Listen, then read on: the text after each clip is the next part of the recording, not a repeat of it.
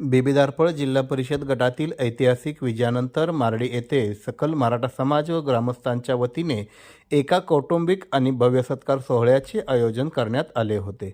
या सोहळ्यात केवळ राजकीय विजयच नाही तर नात्यांमधील ओलावा आणि कार्यकर्त्यांच्या मेहनतीचाही सन्मान करण्यात आला।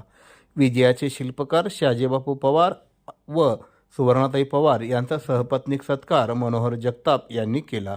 नूतन जिल्हा परिषद सदस्य इंद्रजित पवार व माजी सभापती संध्याराणी पवार यांचा सहपत्नीक सत्कार विजय कदम व भगवान कदम यांच्या हस्ते करण्यात आला।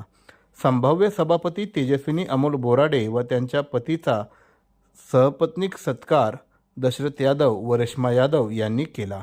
पंचायत समिती सदस्या सुनीता बारसकर यांचे पती अरुण बारसकर यांचाही सत्कार कमलाकर माने यांनी केला। निवडणुकीत घरकाम करत करत घरोघरी प्रचार करणाऱ्या महिलांचाही यावेळी गौरव करण्यात आला। भाजप महिला आघाडीच्या तालुका अध्यक्ष सरोजिनी जगताप यांचा सत्कार संध्याराणी पवार, सुवर्णाताई पवार आणि सरपंच प्रांजलीताई पवार यांच्या हस्ते करून महिलांच्या योगदानाची दखल घेण्यात आली।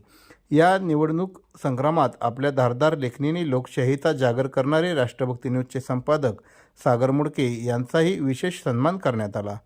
स्वतः शहाजीबापू पवार आणि इंद्रजित पवार यांनी मुडके यांच्या निर्भीड पत्रकारितेचे कौतुक करत त्यांना गौरवले।